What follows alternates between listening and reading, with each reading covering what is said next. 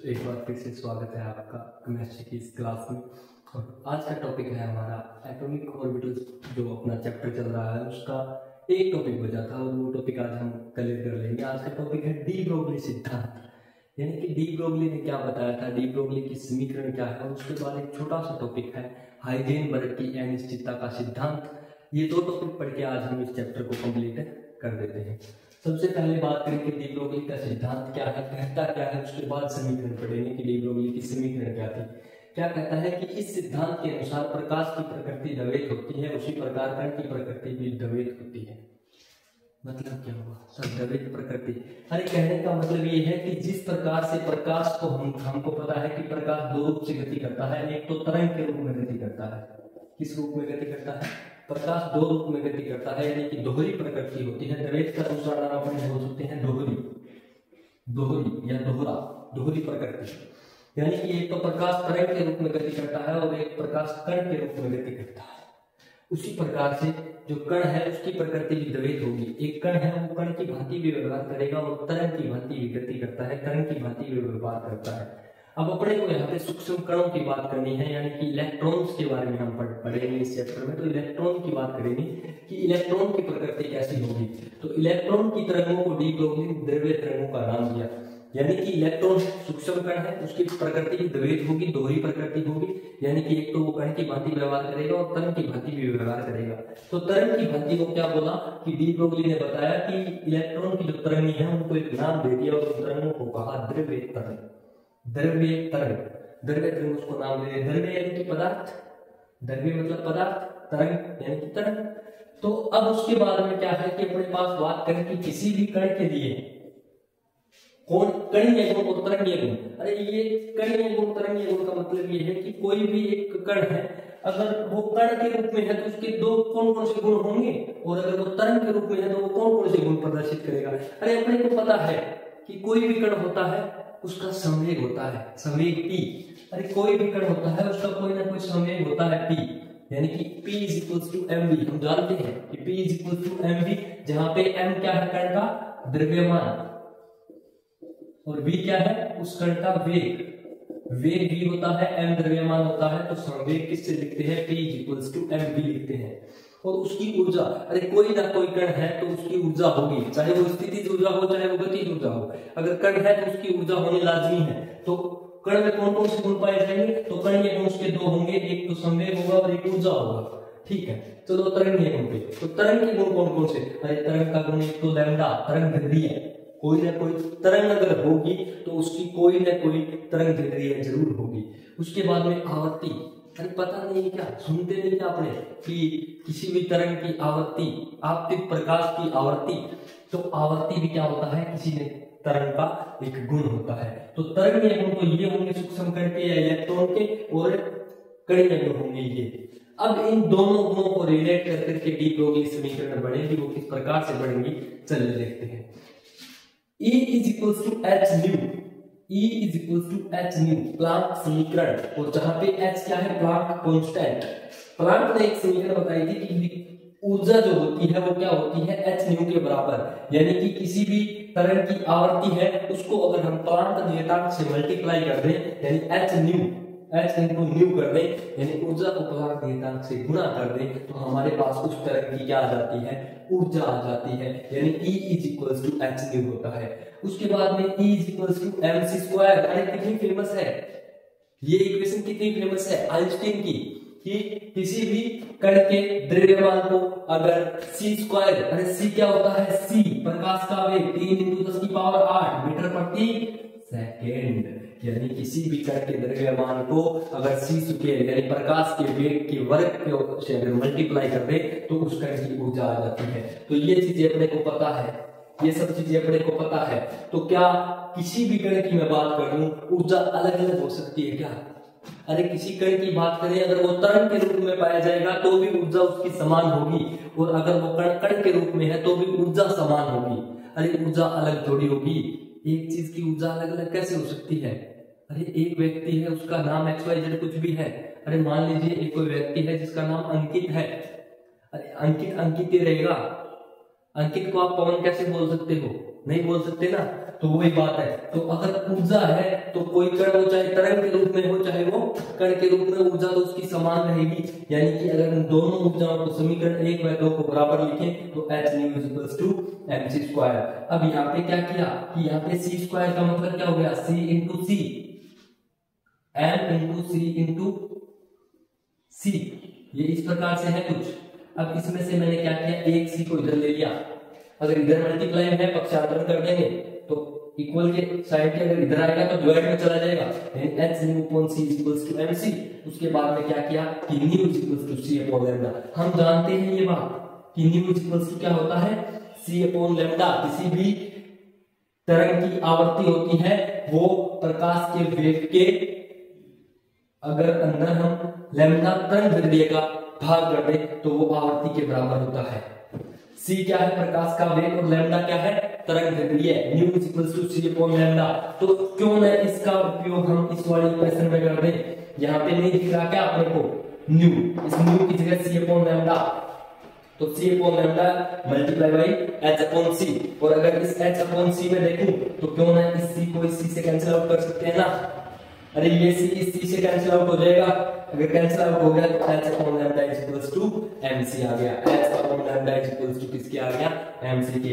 या फिर इसको ऐसे भी लिख सकते हैं कि lambda equals to h upon mc, और इक्वेशन नंबर दे दिया 4। लैम्डा क्या है, तरंग दैर्ध्य, h क्या है प्लांक कांस्टेंट, m क्या है कण का द्रव्यमान, और c है प्रकाश का वेग।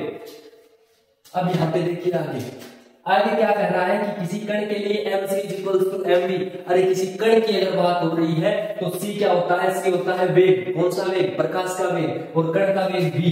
तो v और c अगर इक्वल है तो मैं क्या लिख सकता हूँ कि mc इक्वल्स टू mv। कोई दिक्कत थोड़ी है, अगर कण के लिए बात कर रहे हैं तो द्रव्यमान तो कण का बराबर ही होगा। c प्रकाश का वेग है, अगर वेग की बात करें तो v से भी तो लिख सकते हैं वेग को। अरे c वेग ही तो है, c वेग है तो v से लिख सकते हैं इसको वेलोसिटी। तो mc इक्वल्स टू mv, तो यहाँ पे mc की जगह mv लिख देंगे। Lambda equals to h upon mv, इसको हम कहते हैं डी ब्रोगली समीकरण। समीकरण नंबर 5 को हम क्या कहते हैं, डी ब्रोगली समीकरण, जहां पे h क्या है प्लांक कांस्टेंट, m है कण का द्रव्यमान, v है वेग, और लैम्डा हो गई तरंग दैर्ध्य। अब यहां से एक बात बताइए कि h क्या है कांस्टेंट, और m भी क्या होता है p संवेग। तो lambda equals to h upon p।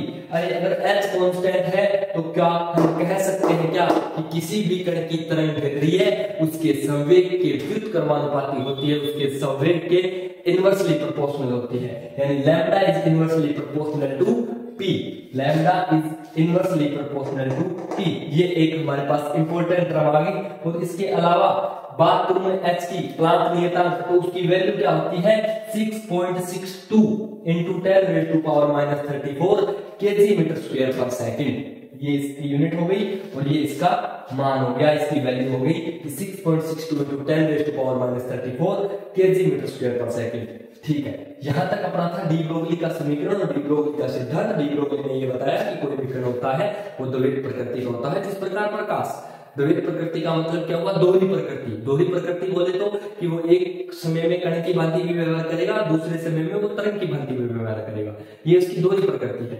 और उसको हमने डी ब्रोगली तरंग समीकरण से पढ़ लिया। डी ब्रोगली तरंग समीकरण अपने पास ये आ गई कि lambda is equal to h upon mv। अब बात करता हूं मैं हाइजेनबर्ग के अनिश्चितता के सिद्धांत की। हाइजेनबर्ग का अनिश्चितता का सिद्धांत क्या कहता है कि किसी भी क्षण सूक्ष्म कण की स्थिति व संवेग एकदम या बिल्कुल सही ज्ञात करना संभव नहीं है। मतलब कि एक ही समय पे, मान लीजिए ये एक समय है, इसी समय किसी कण का संवेग और उसकी स्थिति दोनों हम एक साथ ज्ञात नहीं कर सकते। बिल्कुल करेक्ट ज्ञात कर सकते हैं लेकिन बिल्कुल सही करेक्ट एकदम ज्ञात नहीं कर सकते। कारण ये होता है, अरे देखिए ये नाभिक, इस नाभिक के चारों ओर कक्षा में चक्कर क्या लगाते हैं, इलेक्ट्रॉन। अरे मैं बात करूं इस इलेक्ट्रॉन की, सूक्ष्म कण की, अरे इस इलेक्ट्रॉन की, ये इलेक्ट्रॉन गति कर रहा है, गति करते हुए इलेक्ट्रॉन, मान लीजिए ये इलेक्ट्रॉन इस समय यहां पर था, इसकी स्थिति ये थी, इसकी स्थिति को मैंने x मान लिया।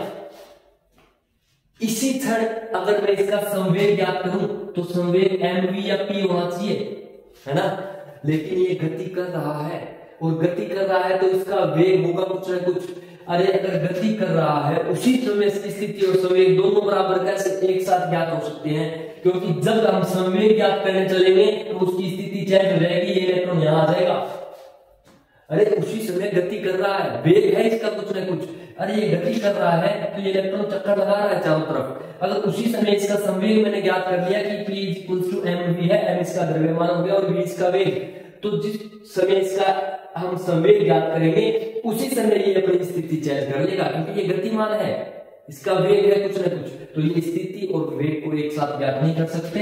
उसके लिए हाइजेनबर्ग ने इसको क्या बोला था कि स्थिति में अनिश्चितता को तो डेल x मान लिया था और संवेग में अनिश्चितता को डेल px मान लिया था, जो किसके इक्वल या ज्यादा होती है, यानी कि del px dot del x is greater than equal to average x upon 4 pi. और इसको क्या कहते हैं? हाइजेनबर्ग की अनिश्चितता का सिद्धांत कहते हैं। और ये क्या बताया था? नील्स बोर ने तो बताया था कि NH अपॉन 4 पाई के पूर्ण गुणज के रूप में ऊर्जा होती है किसकी? किसी भी कोष की, जिस कक्षक में इलेक्ट्रॉन चक्कर लगाता है। तो उसी को यूज में लेकर के हाइजेनबर्ग ने अनिश्चितता का सिद्धांत दे दिया, जहां पे डेल px है वो तो संवेग में अनिश्चितता है और डेल x है वो क्या है? स्थिति में अनिश्चितता। स्वागत है आपका आज की इस क्लास में। आज हम पढ़ेंगे परमाणु कक्षक एटॉमिक ऑर्बिटल, क्या होता है एटॉमिक ऑर्बिटल, और उसके बाद हम जब एटॉमिक ऑर्बिटल के बारे में जान लेंगे उसके बाद हम पढ़ेंगे श्रोडिंगर तरंग समीकरण, जो कि अपने बीएससी बीएड फर्स्ट ईयर का फर्स्ट यूनिट है अपना एटॉमिक स्ट्रक्चर, उसका पहला टॉपिक है ये। तो बात करते हैं अपने सबसे पहले एटॉमिक ऑर्बिटल के बारे में, परमाणु कक्षक के बारे में। तो जैसे कि हम जानते हैं कि परमाणु की बात करें तो परमाणु में क्या होता है कि परमाणु एक गोलाकार संरचना मानी गई है परमाणु की, और उसके सेंटर में क्या पाया जाता है? नाभिक पाया जाता है। और उस नाभिक में क्या होता है? प्रोटॉन और न्यूट्रॉन। और उस नाभिक के चारों ओर कक्षाओं में इलेक्ट्रॉन चक्कर लगाते हैं।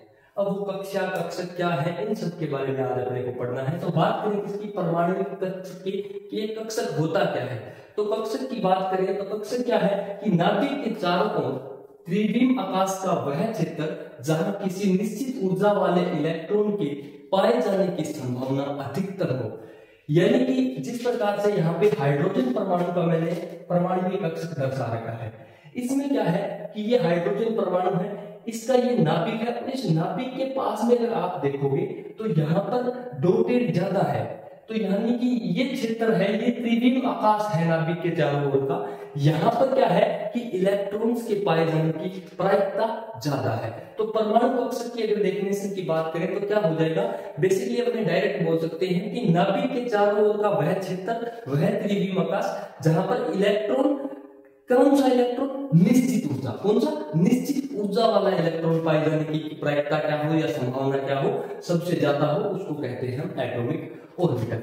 ये तो बात रही एटॉमिक ऑर्बिटल की, परमाणु कक्षक की। अब बात करते हैं अपने श्रोडिंगर तरंग समीकरण की।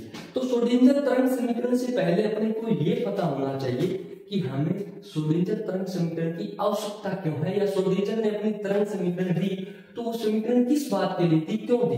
तो श्रोडिंगर ने क्या कहा कि श्रोडिंगर ने इलेक्ट्रॉन की प्रायिकता को बताने के लिए या इलेक्ट्रॉन के पाए जाने की संभावना को व्यक्त करने के लिए एक समीकरण प्रतिपादित की, उसको हम श्रोडिंगर तरंग समीकरण बोलते हैं।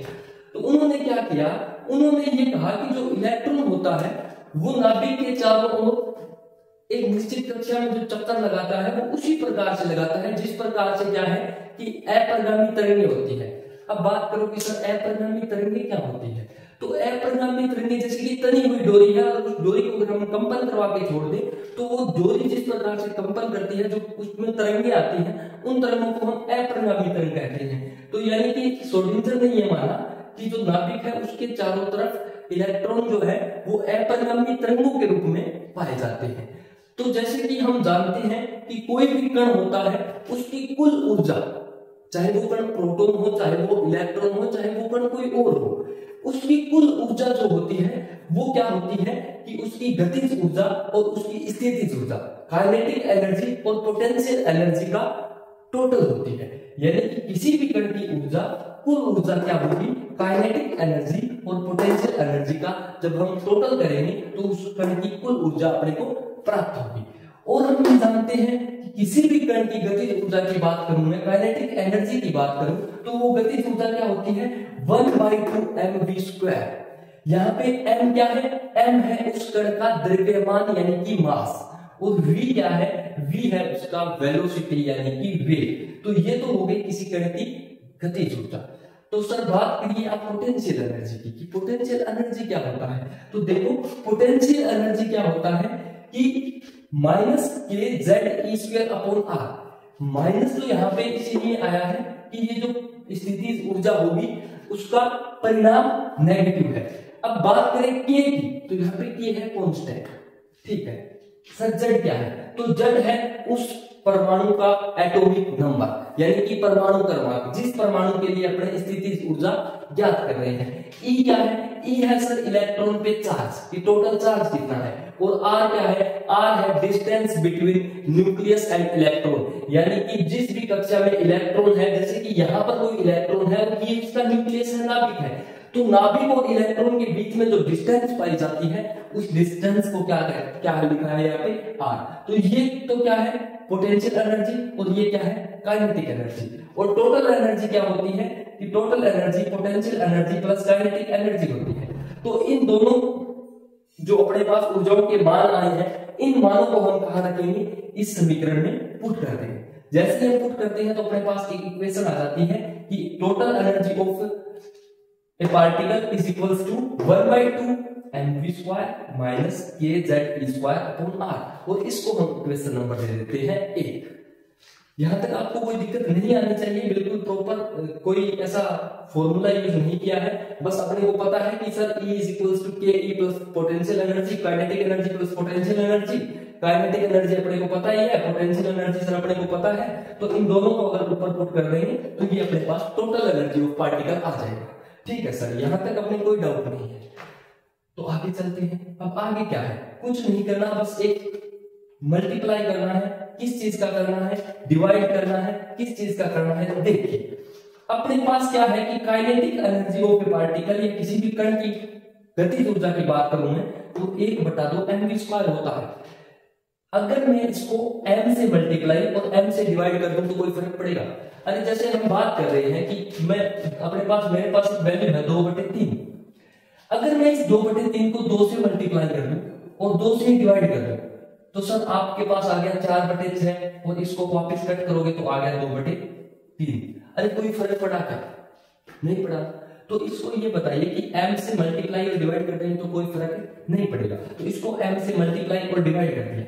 अगर m से मल्टीप्लाई कर दूं तो क्या इस m को m से मल्टीप्लाई करेंगे तो m² हो जाएगा। अगर m² हो गया तो क्या मैं इसको लिख सकता हूं 1/2 mv²/m। यहां तक कोई दिक्कत नहीं होनी चाहिए। 1/2 mv²/m आ गया। अब इसके बाद में अपने क्या करेंगे कि डी ब्रोगली का एक समीकरण है। डी ब्रोगली ने हमें यह बताया था कि लैम्डा तरंग दैर्ध्य वो होता है h/mv, जहां पे h है प्लांक कांस्टेंट या प्लांक का नियतांक, m है द्रव्यमान, v है वेग। यानी कि लैम्डा तरंग दैर्ध्य जो है वो किसके बराबर होती है, h/mv के बराबर होती है।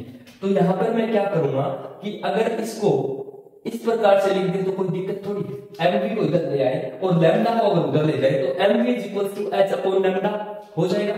ठीक है सर, यहां तक हमें कोई दिक्कत नहीं है, बिल्कुल प्रॉपर चीजें हैं, कुछ भी ऐसे समझाने लायक नहीं है। अब यहाँ क्या करेंगे कि mv की जगह अगर मैं h/λ लिख दूं तो यहां पर देखिए इक्वेशन नंबर 2 पे अगर हम क्या करें 1/2 mv² है, इसमें इस वाले इक्वेशन में देखिए इस mv की जगह अगर मैं h/λ लिख दूं तो क्या ये इस प्रकार से नहीं आ जाएगी, गतिज ऊर्जा कण की इस प्रकार से नहीं हो जाएगी कि h²/2λ²/m। mv की जगह क्या लिखना है, h²/λ²। ठीक है सर, यहां तक हो गया। अब ये इक्वेशन नंबर 2 अपने पास आ गई है।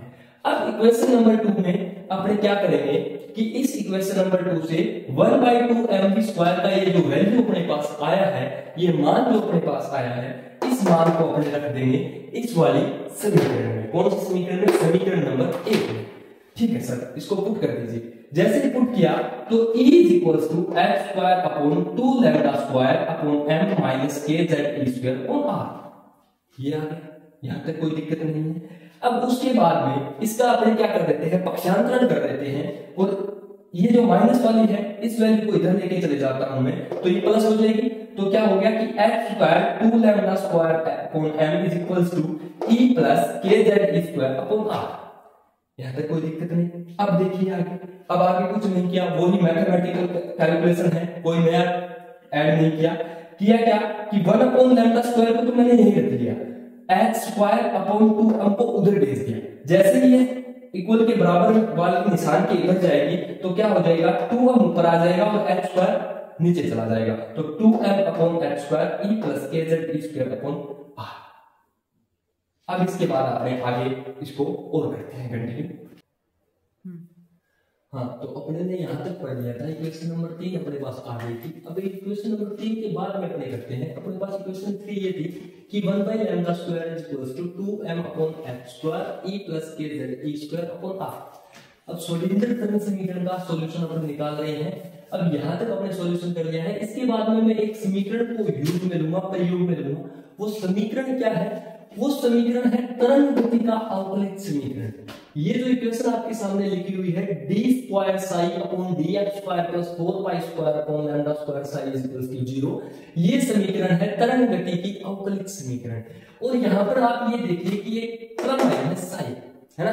तो साई क्या है, साई को हम तरंग फलन बोलते हैं। और एक होता है साई स्क्वायर। साई स्क्वायर होता है किसी भी क्षेत्र में इलेक्ट्रॉन के पाए जाने की प्रायिकता। किसी भी परमाणु में इलेक्ट्रॉन के पाए जाने की प्रायिकता तो होता है साई स्क्वायर। और साई यहाँ पे क्या है, साई यहाँ पे है तरंग फलन।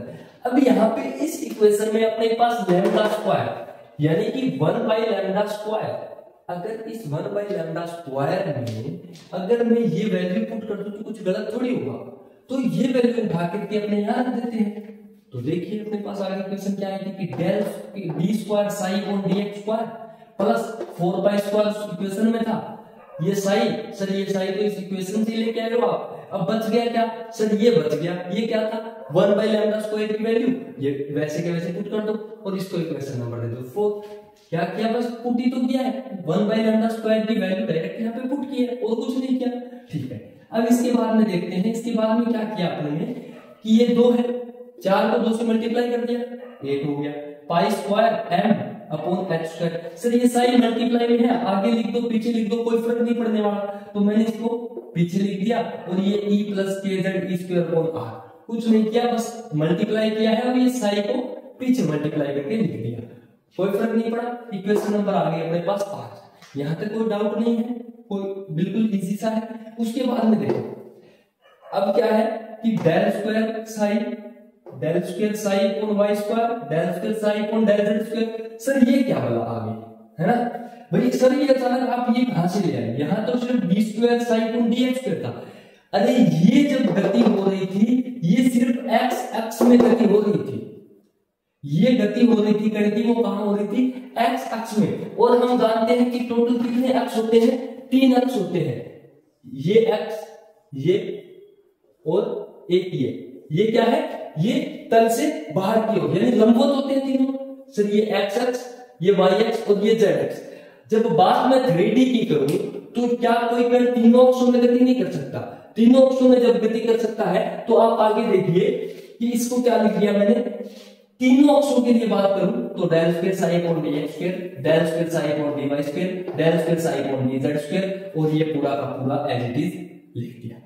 अब इसके बाद में क्या करेंगे, करना कुछ नहीं है सर, ये डेल स्क्वायर है, ये डेल स्क्वायर क्या है, अरे ये डेल स्क्वायर है लाप्लासियन ऑपरेटर इसको बोलते हैं, संकारक, लाप्लासियन संकारक इसको बोलते हैं। और ये होता क्या है कि सर ये यही होता है del square upon del x square, del square upon del y square और del square upon del Z square. इसको हम डेल स्क्वायर बोलते हैं, लाप्लासियन ऑपरेटर बोलते हैं। यानी कि ऑपरेटर क्या होता है, ऑपरेटर एक गणितीय चिन्ह मान लो, इसका क्या होता है, ये जिस भी फंक्शन पे काम करेगा उसके लिए क्या करेगा, उससे पहले ये ऐड कर देगा। यानी कि इस टर्म को लिखने के लिए ये एक फॉर्मूला टाइप है, यानी इसको ऑपरेटर हम बोलते हैं, यानी कि संचालक है। जैसे कि कोई भी गाड़ी है, उस गाड़ी को चलाने वाला कौन होता है, ड्राइवर होता है। उसी प्रकार से ये एक किसी भी फलन के पहले लग गया, जैसे कि ये फलन साई के पहले लग गया, यानी कि ये ऑटोमेटिक ये साई फंक्शन जो है इस फंक्शन पे क्या काम करेगा, ये del square upon del x square, del square upon del y square और del square upon del Z square क्यों करेगा, क्योंकि ये ऑपरेटर इसके ऊपर काम कर रहा है। ये मैथमेटिकल ऑपरेटर होते हैं, इसको बोलते हैं हम लाप्लासियन ऑपरेटर, क्योंकि ये लाप्लासियन ने बताया था। अब सर ये V क्या है, स्थितिज ऊर्जा, ये V क्या है, ये V है स्थितिज ऊर्जा, पोटेंशियल एनर्जी, ये V है स्थितिज ऊर्जा। अब अपने को पता है स्थितिज ऊर्जा क्या होती है, माइनस में kz e square upon r, तो क्या मैं इसकी जगह नहीं लिख सकता क्या V, तो ये हो गया कि 8 pi square mh e minus v psi. अब इस वाले इक्वेशन को इस फॉर्म में लिख दिया, इसको कोई भी इक्वेशन नंबर दे दो, जैसे इक्वेशन नंबर 7 दे दिया या इसको 6 दे दिया, तो इसको इक्वेशन नंबर देने की वैसे कोई जरूरी नहीं है। उसके बाद में ये देखो सर, ये कहां से लेके, कुछ भी नहीं किया है, सिर्फ यहाँ पे मैथमेटिकल चेंज किया है, इसको अंदर मल्टीप्लाई कर दिया साई को और अंदर मल्टीप्लाई करके अलग रख दिया। जैसे ये इस पूरे पद को इधर की तरफ लेके चला गया जीरो की साइड, तो ये माइनस नहीं हो जाएगा क्या, ये h स्क्वायर जब डिवाइड में है ये मल्टीप्लाई में नहीं आ गया क्या, बराबर के उधर जाएगा, तो इस इक्वल वाले साइन के उधर जाएगा, तो क्या ये h स्क्वायर ऊपर नहीं आ जाएगा, तो ये h स्क्वायर ऊपर आ गया, minus h square 8 pi square m del square plus v psi is equals to e psi. Equation number 7, equation number 6, ये दोनों इक्वेशन ही श्रोडिंगर की तरंग समीकरणें कहलाती है, और इन तरंग समीकरणों का उपयोग इलेक्ट्रॉनों के मान को या इलेक्ट्रॉनों के पाए जाने की प्रायिकता को ज्ञात करने के लिए किया जाता है, और जहां पर इनकी ऊर्जाओं का जो मान आता है, इस ई का जो मान आता है, उस मान को हम कहते हैं आइगन मान, और ये जो फलन है इस फलन को हम कहते हैं आइगन फलन या आइगन फंक्शन।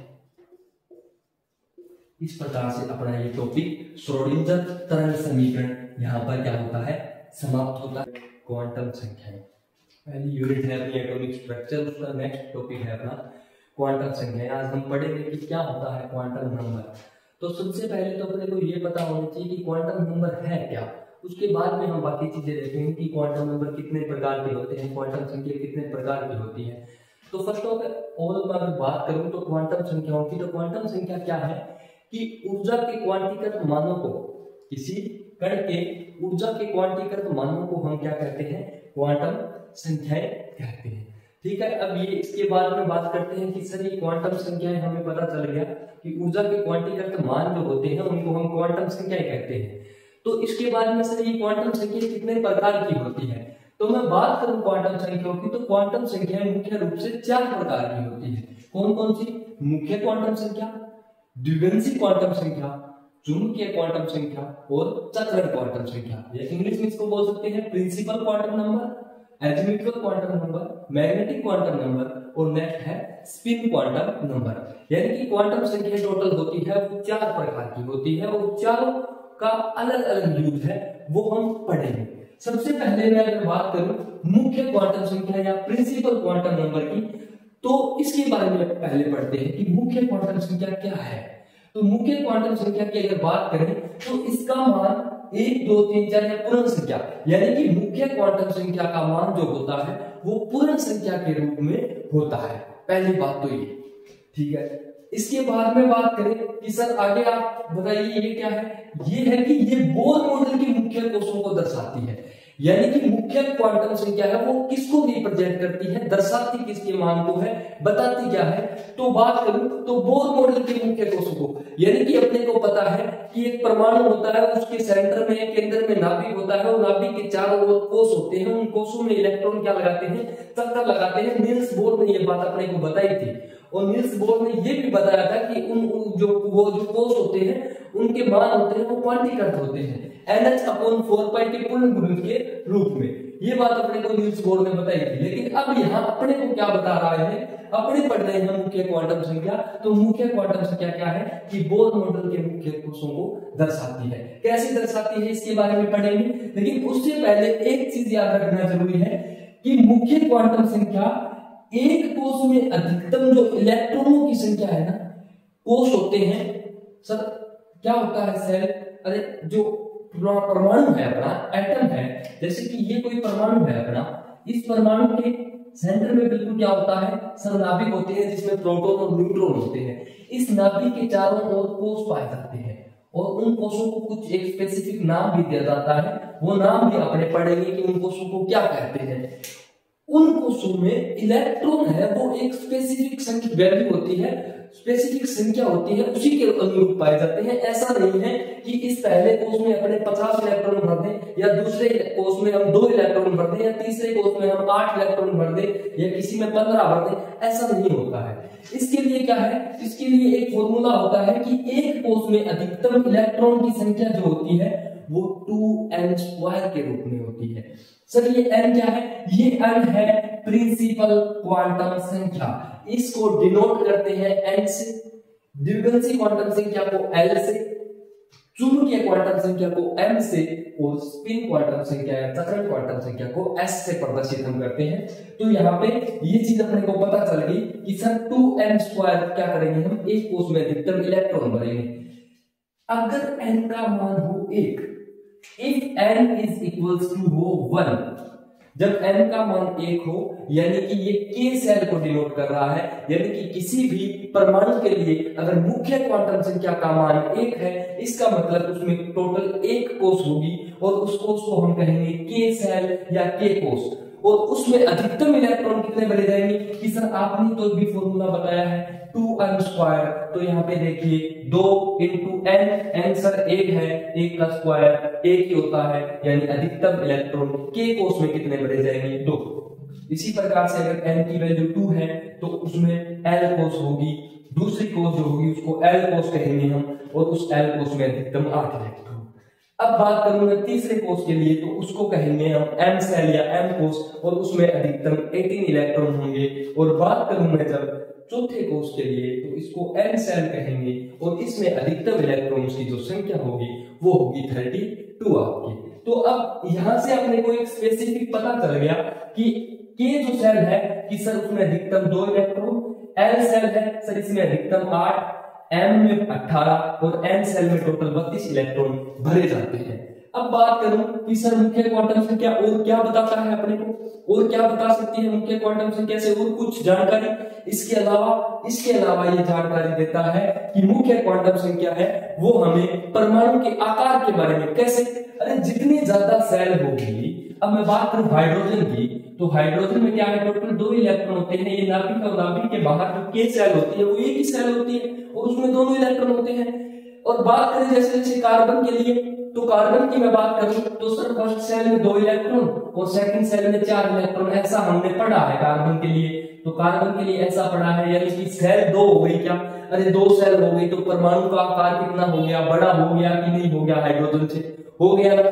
तो यहाँ पे मुख्य क्वांटम संख्या अपने को क्या डिनोट करती है, क्या बताती है मुख्य क्वांटम संख्या, इस बारे में बताती है कि जो परमाणु का आकार है उसके बारे में जानकारी देती है। और जितना ज्यादा मुख्य क्वांटम संख्या का मान होगा परमाणु का आकार उतना बड़ा होगा, यानी कि परमाणु का बड़ा आकार है वो मुख्य क्वांटम संख्या के उच्च मान का द्योतक है।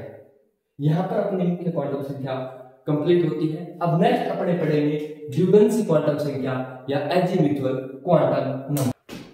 हाँ तो देखिए आगे करते हैं। अपने ने प्रिंसिपल क्वांटम संख्या पढ़ ली थी, मुख्य क्वांटम संख्या पढ़ ली थी। अब इसके बाद में अपने पढ़ेंगे क्या, दूसरी क्वांटम संख्या जिसको हम कहते हैं द्विगुणित क्वांटम संख्या या एजीम्यूचुअल क्वांटम नंबर जिसको हम कहते हैं, उसके बारे में जानकारी लेंगे। तो सबसे पहले तो सर इसको डिनोट किससे करते हैं, प्रदर्शित किससे करते हैं, इसके बारे में जानकारी होनी चाहिए। तो इसको हम L से प्रदर्शित करते हैं, इसको रिप्रेजेंट करते हैं हम L से, ठीक है सर। उसके बाद में ये बताती किसके बारे में है, यह मुख्य कोषों से संबंध उप कोषों को दर्शाती है, यानी कि जो सेल होती है उनमें जो सब सेल पाई जाती है। जैसे KLMN सेल होती है, उसके बाद में आपने पढ़ा होगा, आपने केमिस्ट्री में देखा होगा 11th-12th में कि SPDF ऐसे भी कुछ बला आती है परमाणु में, उसको क्या बोलते हैं, उपकोष बोलते हैं। यानी कि जो द्विगुणित क्वांटम संख्या है या एजीम्यूचुअल क्वांटम नंबर जिसको हम बोलते हैं, ये क्या बताती है, ये मुख्य उपकोषों के बारे में बताती है। यानी कि जो कोष है उसके साथ साथ उसके संबंध उपकोष कौन कौन से हैं, यानी कि कब कौन सी परमाणु में तो S उपकोष पाया जाएगा, कौन सी में P, कब D और कब F उपकोष पाया जाएगा, उसके बारे में ये बताती है। इसके मान है वो किस पे निर्भर करते हैं, इसके मान मुख्य क्वांटम संख्या N पे निर्भर करते हैं। इसके मान किस पे निर्भर करते हैं? n पे। n क्या है? अपनी प्रिंसिपल क्वांटम नंबर या मुख्य क्वांटम संख्या। उसके बाद में मैं अगर बात करूं इसके कुल मान कितने होते हैं, जैसे कि सर आपने हमें बताया था मुख्य क्वांटम संख्या के बारे में बताया था, और आपने ये बताया था कि सर मुख्य क्वांटम संख्या के मान पूर्ण संख्या हो सकते हैं, 1 2 3 ऐसा कुछ हो सकता है, तो इसके भी कुछ मान होते होंगे। तो इसके मान क्या है कि कुल मान होते हैं 0 से लेकर के n-1 तक। 0 से लेकर के n-1 ऐसे कैसे हो सकता है? अरे 0 से n-1 का मतलब ये है कि जैसे किसी परमाणु के लिए n का मान 1 है तो उसके लिए l का मान निकालेंगे, तो l का मान निकालने के लिए क्या करेंगे कि n-1 करेंगे, यानी n-1 कितना हो गया? 0, और 0 से स्टार्ट करते हैं तो दोनों ही 0, यानी कि l का मान हो गया n बराबर 1 के लिए 0। सर n बराबर अगर 2 हो तो, अगर मुख्य क्वांटम संख्या का मान 2 हो तो क्या बोला है कि कुल मान 0 से शुरू होते हैं n-1 तक होते हैं, यानी कि एक तो 0 हो जाएगा, एक n-1 यानी कि सर n में से 1 माइनस कर दो, यानी कि 2 में से 1 माइनस गया, 1 बच गया, यानी कुल मान हो जाएंगे 0 और 1। ये क्या लिख दिया सर आपने? उपकोष। अरे जब l का मान 1 है तो यानी एक संख्या एक नहीं है, कुल कितने हैं? जैसे यहाँ पे l के 2 मान है 0 और 1, तो यहाँ पे कुल मान तो एक ही है, वो क्या है? 0। कुल मान 1 है तो उसमें टोटल उपकोष कितने होंगे? 1 उपकोष, और सबसे पहला उपकोष कौन सा है? s। उसके बाद में जब मैं बात करूं l का जब 2 मान है 0 और 1, तो उसमें उपकोष कौन कौन से होंगे? s और p। जब n बराबर 3 तो 0 1 2, यानी कि टोटल कितने उपकोष? 3, s p और d। अब जब मैं बात करूं n = 4 के लिए तो 0 1 2 3, ये तो मान हो गया l का, l यानी कि द्विघांसी क्वांटम संख्या का, और टोटल उपकोष कितने हो जाएंगे? s p d और f, यानी कि टोटल कितने उपकोष? 4 उपकोष उसमें हो जाएंगे। अब मैं बात करूं इसके लिए कि ये मुख्य क्वांटम संख्या है, ये बताता किसके बारे में है और क्या जानकारी दे सकता है? तो एक जानकारी और देता है, ये किसी भी परमाणु की या कक्षक की आकृति के बारे में बताता है। किसी भी परमाणु के कक्षक की आकृति के बारे में। आकृति के बारे में कैसे बता सकता है कि आकृति कैसी होगी? अरे आकृति के बारे में पढ़ा नहीं क्या? 12th क्लास में पढ़ के आए हैं ना सर। S की बात करूं तो S का आकार कैसा होता है? डबलाकार, गोलाकार, सॉरी माय बैड। S का आकार कौन सा होता है? गोलाकार। S का आकार कौन सा होता है? गोलाकार। सर P का, अरे P का आकार सर डबलाकार। P का आकार कौन सा? डबलाकार। और D का, अरे D का आकार आपको पता नहीं क्या? डबलाकार। कौन सा? डबलाकार।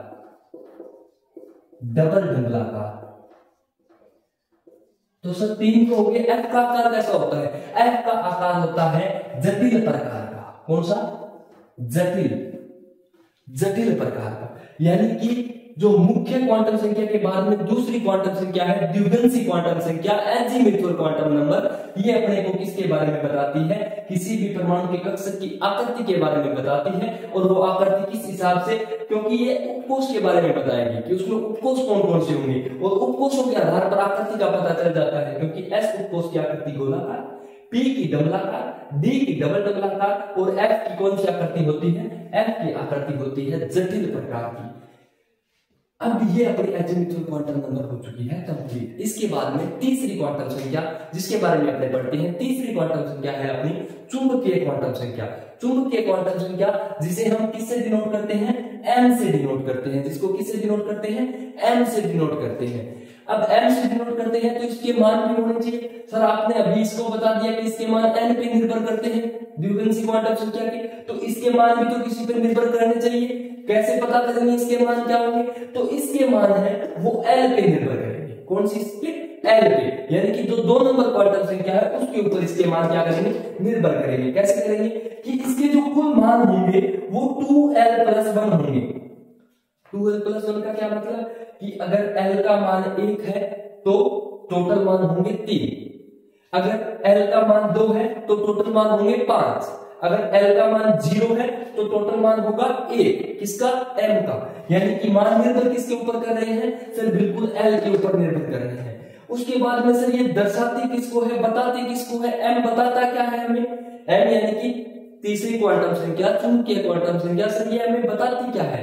ये बताती है कि किसी भी कक्षक को दर्शाती है, यानी कि m का प्रत्येक मान एक कक्षक को दर्शाता है, यानी कि m के जितने मान होंगे उस परमाणु में उतने ही क्या होंगे, कक्षक होंगे। यानी कि कक्षक के बारे में ये हमें बताती है, जानकारी देती है। किस प्रकार देती है, देखेंगे कि m के मान -l से +l तक होते हैं।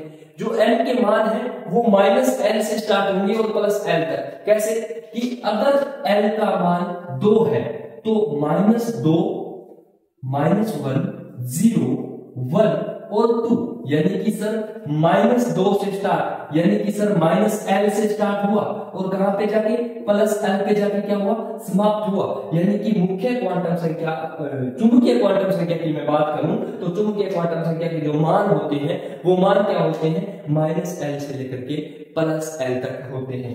अब बात करूं कि l अगर 0 तो m का एक मान कौन सा, सर 0। l अगर 1 तो m के 3 मान, l बराबर 2 तो m के 5 मान। ठीक है, यहां तक अपने समझ में आ गया। तो सर इन मानों का करें क्या, अरे यही तो बताया है कि m का प्रत्येक मान एक कक्षक को दर्शाता है, एक कक्षक को दर्शाता है। तो सर m का मान यहाँ पे 0 है, एक ही मान है, एक ही मान है, तो ये कौन सी कक्षक को दर्शाएगा, तो ये s उपकोष के s कक्षक को दर्शाएगा। यानी कि s में टोटल कितने कक्षक, एक कक्षक। p में 3 होते हैं सर, कौन कौन से, px, py और pz। d में आपको पता ही होगा, dxy, dyz, dxz, dx² - y² और dz²। d में टोटल कितने कक्षक होते हैं, 5 कक्षक। बात करूं s उपकोष की तो एक ही कक्षक होता है, s कक्षक। p उपकोष की मैं बात करूं तो टोटल 3 कक्षक होते हैं, कौन कौन से, px, py और pz। और बात करते हैं अपने d की तो d में टोटल 5 कक्षक होते हैं, कौन कौन से, dxz, dxy, dyz, dx² - y² और dz²। टोटल 5 होते हैं। m का मान 1, s उपकोष का एक s कक्षक। m के मान टोटल 3, -1, 0, 1, px, py और pz। p उपकोष के टोटल 3 कक्षक के बारे में बताता है। और अगर m का मान 5 आ रहा है, 5 संख्या नहीं आ रहा है, टोटल मान 5 आ रहे हैं, यानी कि -2, -1, 0, 1 और 2, तो ये किसके बारे में दर्शा रहा है, dxy, dyz, dz और d के 5 कक्षकों के बारे में दर्शा रहा है। ऐसे ही अगर आगे चलेंगे तो l बराबर 3 लेंगे तो m के टोटल 7 मान आएंगे और वो 7 मान f के 7 कक्षकों के बारे में हमें बताएंगे। तो यहां तक अपने टोटल 3 क्वांटम संख्या हो चुकी है, प्रिंसिपल क्वांटम संख्या, द्विघांसी क्वांटम संख्या और ये थर्ड वाली चुंबकीय क्वांटम संख्या। अब एक छोटी सी है लास्ट वाली क्वांटम संख्या, स्पिन क्वांटम संख्या या चक्रण क्वांटम संख्या, जिसे हम s से रिप्रेजेंट करते हैं और उसके मान 2 ही होते हैं, या तो -1/2 या +1/2। उसके बारे में अपने पढ़ते हैं। नेक्स्ट अपना एक ही बचा है, उसके बाद अपना ये टॉपिक क्या हो जाएगा, कंप्लीट। हाँ, तो पढ़ते हैं अपने लास्ट चौथी क्वांटम संख्या, स्पिन क्वांटम संख्या या चक्रण क्वांटम संख्या। होती क्या है कि चक्रण क्वांटम संख्या हमें बताती क्या है, इसके बारे में पढ़ते हैं। तो सबसे पहले कि इसके कुल मान कितने होते हैं, इसके कुल मान 2 होते हैं, टोटल मान ही इसके 2 ही होते हैं। निर्भर किस पे करते हैं, चक्रण पे। किसके चक्रण, इलेक्ट्रॉन के चक्रण पे। मान होते क्या क्या है, -1/2 और +1/2। तो सर 2 मान आपने बता दिए, -1/2 बता दिया, दूसरा बता दिया आपने +1/2, है ना। तो सर कब तो मान -1/2 होगा और कब +1/2 होगा, इसके लिए कोई शर्त, इसके लिए कोई भी शर्त नहीं है भाई। इसके लिए शर्त सिर्फ यही है कि अगर इलेक्ट्रॉन का चक्रण क्लॉकवाइज हो रहा है और उसके लिए अगर स्पिन क्वांटम संख्या का मान -1/2 है तो दूसरे के लिए +1/2 होगा। और अगर इलेक्ट्रॉन का चक्रण एंटी क्लॉकवाइज वाले के लिए मैंने -1/2 बोल दिया तो दूसरे के लिए क्या होगा, +1/2। कि सर ये तो कंफ्यूजन हो गया, कहना क्या चाह रहे हो आप कि कब माइनस कब प्लस। अरे माइनस प्लस कब होगा ये डिपेंड करेगा चक्रण पे। यानी कि अगर मैंने क्लॉकवाइज वाले को अगर -1/2 बोल दिया तो एंटी क्लॉकवाइज वाला +1/2, और अगर मैंने एंटी क्लॉकवाइज वाले को -1/2 बोल दिया तो क्लॉकवाइज वाला +1/2 ऑटोमेटिक हो जाएगा। कैसे सर, क्या चक्रण, क्या बता क्या रहे हो आप, देखो बोर्ड पे। ये है एक इलेक्ट्रॉन। इलेक्ट्रॉन क्या करता है, नाभिक के चारों ओर, ये नाभिक है, इसके चारों ओर चक्कर लगाता है। बिल्कुल सर, ये हमने भी पढ़ा है, लगाता है। अरे ये लगाता है, लेकिन आपने ये नहीं पढ़ा क्या कि पृथ्वी है वो सूर्य के चारों तरफ चक्कर लगाती है, तो 1 साल कंप्लीट होता है, लेकिन अपने अक्ष पे जब घूर्णन करती है तो 1 दिन यानी कि 24 घंटे कंप्लीट होते हैं। तो ये इलेक्ट्रॉन भी उसी प्रकार से करता है गति। कैसे कि ये नाभिक के चारों ओर चक्कर तो लगाता है निश्चित कक्षाओं में, लेकिन ये खुद चक्रण भी करता है, अपने अक्ष के ऊपर भी घूमता है। तो अब जब यहाँ पे मैं बात कर रहा हूँ, ये क्या है, एंटी क्लॉकवाइज घूम रहा है। अरे एंटी क्लॉकवाइज का मतलब क्या, अरे सर ये घड़ी होती है, यहाँ पे 12 बज रहे हैं, यहाँ पे 6 बज रहे हैं, ये 9 और 3, सर घड़ी की सुई इस प्रकार चलती है। तो अगर ये घड़ी की सुई की दिशा में होता तो इसको बोलता मैं क्लॉकवाइज। जैसे कि ये इलेक्ट्रॉन का चक्रण घड़ी की सुई की दिशा में है, तो इसको मैंने बोल दिया क्लॉकवाइज। सर ये घड़ी की सुई की विपरीत दिशा में, घड़ी की सुई ऐसे थोड़ी घूमती है, ये घूम रहा है, यानी कि सर एंटी क्लॉकवाइज। अगर मैं एंटी क्लॉकवाइज के लिए बोल दूं कि चक्रण क्वांटम संख्या का मान -1/2 है, तो आप बोल दोगे कि सर क्लॉकवाइज के लिए +1/2। अगर मैं बोल दूं कि एंटी क्लॉकवाइज के लिए +1/2 है, तो आप ऑटोमेटिक बोल दोगे कि सर -1/2 होगा क्लॉकवाइज के लिए। सर ये क्या हो रहा है, ऐसे कैसे? अरे ऐसे इसलिए क्योंकि एक कक्षक में अधिकतम कितने, सर अधिकतम तो 2 ही इलेक्ट्रॉन भर सकते हैं। 2 इलेक्ट्रॉन भरते हैं ना, तो आपने ये नहीं पढ़ा क्या, ऐसा डायग्राम सा, ये कक्षक में इलेक्ट्रॉन ऐसे नहीं दर्शाते क्या? ये इसीलिए तो दर्शाते हैं क्योंकि दोनों इलेक्ट्रॉनों का चक्रण कभी भी सेम नहीं हो सकता। क्यों नहीं हो सकता? क्योंकि कभी भी किसी भी इलेक्ट्रॉन के लिए अगर मैं बात करूं तो उसकी चारों क्वांटम संख्याएं सेम नहीं हो सकती। लास्ट में जाके स्पिन क्वांटम संख्या तो अलग होगी ही होगी, चक्रण उसका अलग होगा ही होगा। तो इस प्रकार एक कक्षक में 2 इलेक्ट्रॉन होते हैं और उन दोनों का चक्रण विपरीत होता है। मान लीजिए एक का अगर दक्षिणावर्त यानी कि क्लॉकवाइज है, तो दूसरे का ऑटोमेटिकली एंटी क्लॉकवाइज हो जाता है। और क्लॉकवाइज के लिए अगर मैं -1/2 लेता हूं, तो एंटी क्लॉकवाइज के लिए मैं स्पिन क्वांटम संख्या +1/2 लेऊंगा। ये है अपनी चौथी क्वांटम संख्या। चारों क्वांटम संख्या अपनी कंप्लीट हो चुकी है। अपना ये टॉपिक जो क्वांटम संख्या था ये भी कंप्लीट हो चुका है। स्वागत है आपका एक बार फिर से केमिस्ट्री की इस क्लास में।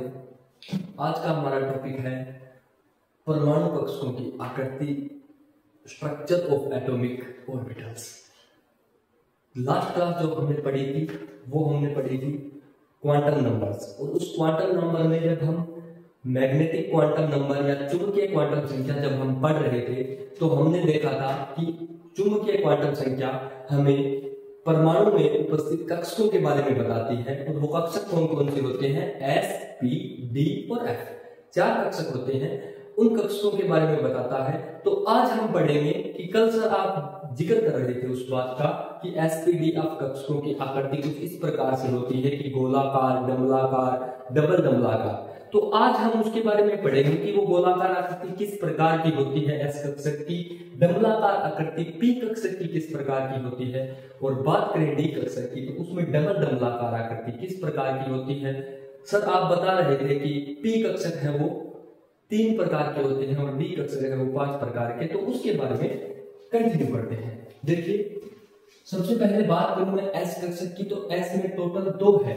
कौन कौन से सर, 1s कक्षक और 2s कक्षक। 1s कक्षक और 2s कक्षक। तो 1s कक्षक की आकृति इस प्रकार से है, गोलाकार आकृति है।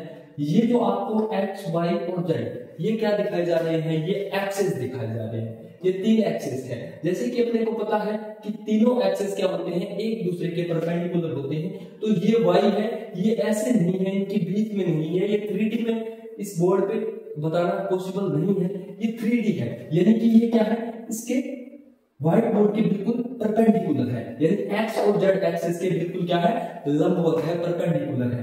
तो ये अपनी है सबसे पहले किसकी, एस यानी कि 1s कक्षक की आकृति।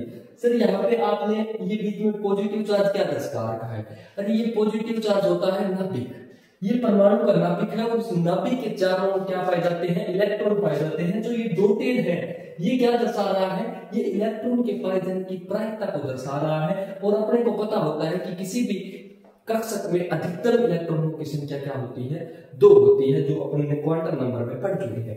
अब बात करूंगा किसकी, 2s कक्षक की। कि 2s कक्षक की आकृति कैसी होती है? तो 2s कक्षक की आकृति इस प्रकार की होती है, गोलाकार ही होती है।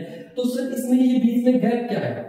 ये गैप है पहली कक्षा और दूसरी कक्षा के बीच का, यानी कि इलेक्ट्रॉनों के पाए जाने की प्रायिकता, यानी कि इनकी दोनों क्लास के बीच में कुछ न कुछ ऊर्जा का डिफरेंस होगा, वरना तो फिर इस कक्षा में इलेक्ट्रॉन जाते ही क्यों? इसी में रह जाते। इन दोनों कक्षाओं के बीच में कुछ न कुछ ऊर्जा का क्या रहता है? अंतर रहता है, डिफरेंस रहता है, इसलिए ये गोलाकार कक्षक है और ये 2s कक्षक है। तो ये इसकी फर्स्ट सेल हो गई और ये इसकी सेकंड सेल हो गई। ठीक है, अब बात करता हूं मैं p कक्षक की आकृति के बारे में। ये है अपनी p कक्षक की आकृति, यानी कि जब इसमें तीनों अक्षर हों, x, y और ये वाला कौन सा? z। अब मैंने यहाँ पे जो ये आकृति है सर, यहाँ पे डंबलाकार कहाँ है? डंबल कहाँ है? अरे ये शेप, ये कैसी होती है? डंबल के आकार की नहीं होती क्या? डंबल क्या होता है? इस प्रकार से तो होता है डंबल। अरे जो डंबल होता है वो इस प्रकार का ही नहीं होता क्या? अरे ये डंबलाकार शेप हो गई इस प्रकार से, है ना? देखो डंबलाकार हो गया, तो ये डंबलाकार शेप है। सर इसमें ये तीन कैसे आ गए? अरे टोटल तीन होते हैं क्या? p कक्षक। कौन कौन से? px, py और pz। तो ये तीनों कक्षकों को मिलाकर जब p कक्षक की आकृति बनाऊंगा, p कक्षक की आकृति की बात करें तो जो उनकी कंप्लीट आकृति होगी वो किस प्रकार होगी? इस प्रकार से। ये नाभिक है और ये तीनों एक्सिस पे कक्षक बने हुए हैं। कौन कौन से? ये तो है सर अपना, यहाँ पे आपने दर्शा दिया, ये कौन सा है? px कक्षक। ये py है और ये z एक्सिस के अलोन है, यानी ये तीनों एक्सिस के अलोन पाए जाते हैं। ये कक्षक क्या है? एक्सिस के अलोन पाए जाते हैं, एक्सिस की दिशा में या एक्सिस के ऊपर ही पाए जाते हैं। जैसे कि अब मैं बात करूं एक्स एक्सिस की, तो ये एक्स एक्सिस इसके साथ में नहीं है, ये एक्सिस वही बात है 3D में है। क्या है? 3D में है, यानी कि ये एक्सिस इसके क्या है? बिल्कुल परपेंडिकुलर है, इस व्हाइट बोर्ड के बिल्कुल क्या है? लंबवत दिशा में है। अब बात करते हैं इन तीनों कक्षकों की अलग अलग आकृति के बारे में कि अलग अलग इनकी आकृति कैसी होगी। px सर x एक्सिस के अलोन होगी, py सर y एक्सिस के अलोन, और ये pz यानी कि सर z एक्सिस के अलोन। ये pz कक्षक की आकृति, ये x की और ये y की, यानी इन तीनों कक्षकों की अगर अलग अलग आकृति के बारे में बात करें अपने, तो ये pz, px और py की आकृति इस प्रकार से हो जाएगी। और वो ही है कि सर ये डॉटेड लाइन ये इलेक्ट्रॉनों के पाए जाने की प्रायिकता है कक्षक में। और इलेक्ट्रॉन p कक्षक में अधिकतम कितने इलेक्ट्रॉन भरे जाते हैं? अरे जब मैं बात करूं p कक्षक की तो अधिकतम 6 इलेक्ट्रॉन, लेकिन जब मैं बात करूं px कक्षक की तो अधिकतम कितने इलेक्ट्रॉन? 2 इलेक्ट्रॉन। एक कक्षक में 2 ही इलेक्ट्रॉन अधिकतम भरे जाते हैं, p में यानी कि 2 px के, 2 py के और 2 pz के, यानी टोटल कितने? 6 इलेक्ट्रॉन। अब बात करते हैं अपने नेक्स्ट d कक्षक की, जिसकी आकृति होती है डंबलाकार। डबल डंबलाकार कैसे? कि सर ये देखो यहाँ पे 4 पालियां सी बनी हुई है ना? ये देखो 4 पालियां बनी हुई है। अरे 4 पालियां बनी हुई है, यानी कि सर डंबल तो है लेकिन 2 डंबल दिख रहे हैं, इसलिए इसकी आकृति को बोल दिया डबल डंबलाकार। डी कक्षक होते हैं वो 5 प्रकार के होते हैं। कौन कौन से? dxy, dyz, dxz, dx² - y² और dz²। कैसे होती है सर इनकी आकृति? देखिए बोर्ड की तरफ, dxy यानी कि x और y के बीच की बात करेंगे। अब यहाँ पे डिफरेंस क्या है? सर यहाँ पे p और d में डिफरेंस क्या है? अरे डिफरेंस ये देखो ना, ये कक्षक क्या थे? अलोंग द एक्सिस थे, और ये क्या है? मिड ऑफ द एक्सिस है, यानी कि ये y और x के बीच में है, ना कि उसके ऊपर है। जब p की मैं बात कर रहा था, इस p में आप एक बार नोट कीजिए कि ये क्या है? एक्सिस के अलोंग है, एक्सिस के ऊपर है, लेकिन यहाँ पे d में जब हम बात करेंगे तो ये y और x के बीच में है, dxy कक्षक। ये x z, ये z और x के बिल्कुल बीच में है। अब ये y कहां से? सर ये y के ऊपर है। अरे ये y के ऊपर नहीं है, ये y क्या है? ये y इसके लंबवत है, और ये क्या है? नाभिक, यानी सर ये क्या है? y लंबवत है इसके, तो ये कौन सा हो गया? x और z के बीच में है, तो dxz कक्षक। ये dyz, तो सर ये y और z के बीच में है, यानी कि ये y और z के बीच में, ये इसके लंबवत है, ये z है। ये कक्षक कहां है? इस दिशा में। जैसे कि अपने पास देखिए एक और बात कर लेते हैं और मैं समझाता हूं आपको। ये क्या है? z एक्सिस और ये क्या है? y axis. अब ये कक्षक इनके बीच में इस प्रकार से है, इनके बीच में इस प्रकार से है, इस प्रकार से इन दोनों के बीच में है, ना कि ये वाई एक्सिस के ऊपर यानी कि इसके अलोंग है, नहीं, इन दोनों के बीच में है। ये 3D के स्ट्रक्चर है जो व्हाइट बोर्ड पे पॉसिबल नहीं है, लेकिन यहाँ पे ये नहीं समझना है कि सर ये वाई के अलोंग है, ये वाई और जेड के बीच में दर्शाया गया है और वाई क्या है, जेड और एक्स के बिल्कुल परपेंडिकुलर है। ठीक है सर, ये तो हम समझ गए कि एक्स जेड में एक्स और जेड के बीच में, वाई जेड में वाई और जेड के बीच में और एक्स वाई में एक्स और वाई के बीच में। तो अब और क्या बच गया, और बच गया X square minus Y square. इसमें कैसे होते हैं, अब इसमें गौर करने वाली बात है कि X square minus Y square में जो अपने कक्षक है वो एक्स वाला तो बिल्कुल इसके अलोंग होगा, कौन से के, एक्स एक्सिस के, और वाई वाला होगा वाई के बिल्कुल अलोंग नहीं होगा, थोड़ा सा डिफरेंट है। आप देख सकते हो अगर इसके बिल्कुल अलोंग होता, इसके बिल्कुल ऊपर होता तो क्या होता, इस प्रकार से होता, जबकि इसके ऊपर नहीं है प्रॉपर तरीके से।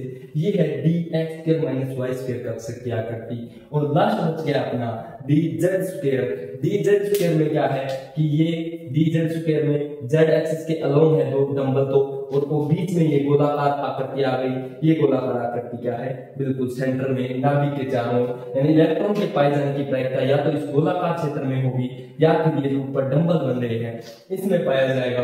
ये वाई और एक्सिस से बिल्कुल हटके ही है, और ये किसकी आकृति है, ये अपनी आकृति है डी जेड स्क्वायर कक्षक की, किसकी, डी जेड स्क्वायर कक्षक की। यानी इस प्रकार से अपने ने एस, पी और डी तीन कक्षकों की आकृति के बारे में आज अध्ययन किया है। तीनों कक्षकों में क्या क्या अंतर होता है, पहली है एस कक्षक गोलाकार आकृति, पी कक्षक की डंबलाकार आकृति और डी कक्षक की डबल डंबलाकार आकृति। डी में टोटल 5 होते हैं, पी में 3 और एस कक्षक में 2, 1s और 2s। इनके सब के बारे में आज हम अध्ययन कर चुके हैं। अब हम नेक्स्ट क्लास में मिलते हैं आपके साथ ओह्म सिद्धांत के बारे में, पाउली के अपवर्जन नियम के बारे में अध्ययन करते हुए। टॉपिक है इलेक्ट्रॉनिक विन्यास, इलेक्ट्रॉनिक कॉन्फ़िगरेशन। कल हमने पहले हमने क्वांटम नंबर्स पढ़ा था, क्वांटम नंबर के बाद में हमने शेप ऑफ ऑर्बिटल्स के बारे में पढ़ लिया था। वहां पे अपने ऑर्बिटल्स के बारे में पढ़ा था कि परमाणु में उसमें 4 ऑर्बिटल होते हैं, S orbital, P orbital, D orbital और एफ ऑर्बिटल, और उनमें अलग अलग, जैसे एस के अंदर 2 ऑर्बिटल होते हैं, 1s ऑर्बिटल और 2s ऑर्बिटल।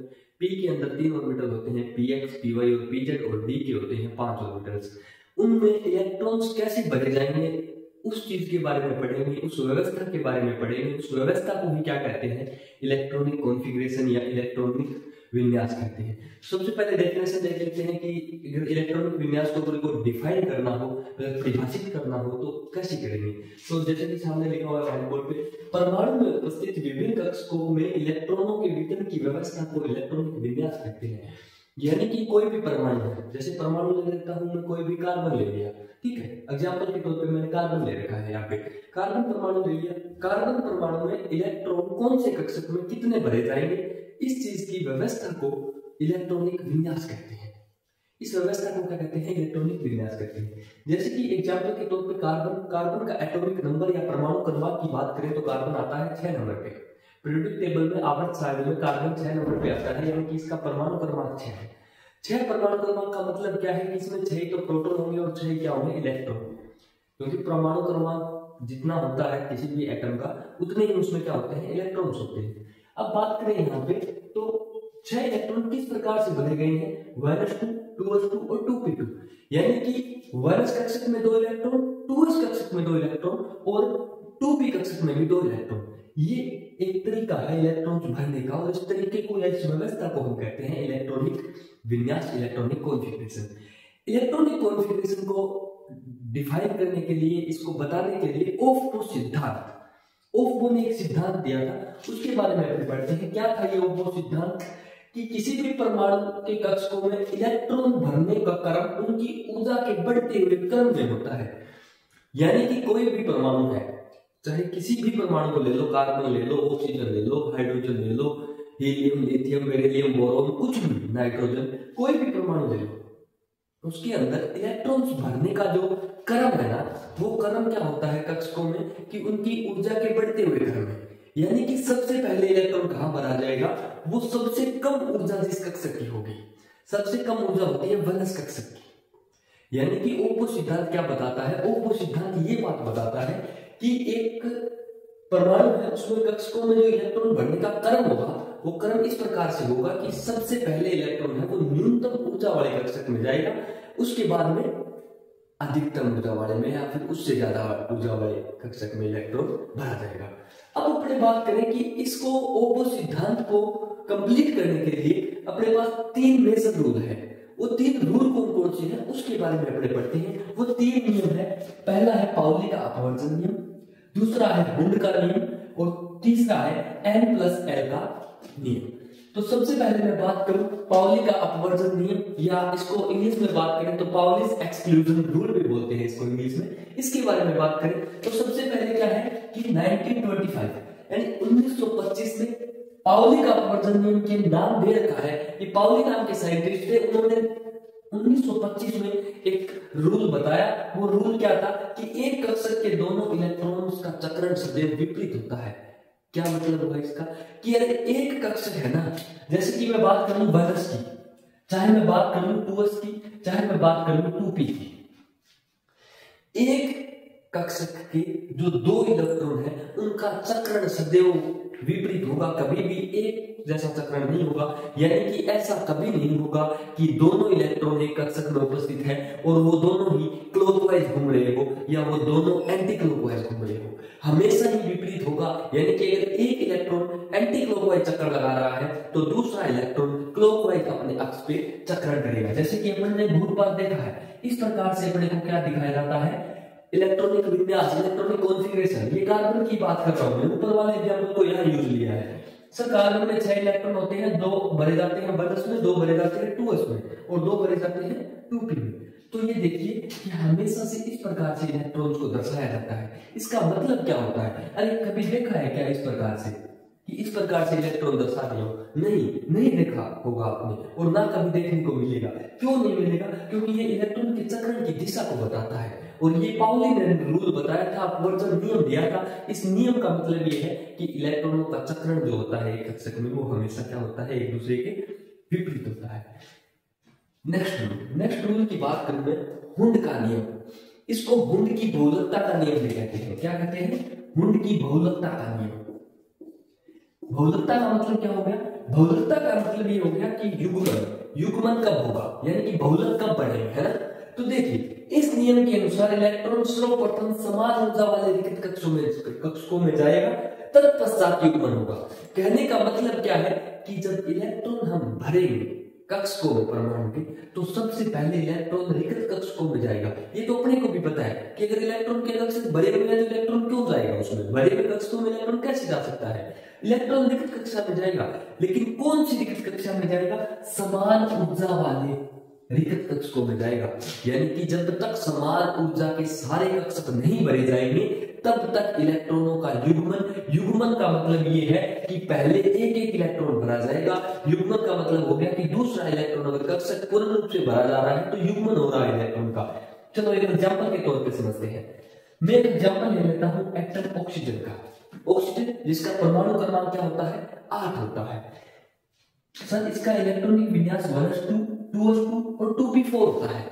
2 इलेक्ट्रॉन 1s में, 2 इलेक्ट्रॉन 2s में और 4 इलेक्ट्रॉन p में भरे जाते हैं। सर आपने अभी पाउली का अपवर्जन नियम भी दिया था और आपने बताया था कि चक्रण विपरीत होता है। 1s और 2s भर दिए, 1s और 2s भर दिए। इसका मतलब क्या हुआ कि 1s और 2s, 1s की ऊर्जा क्या थी?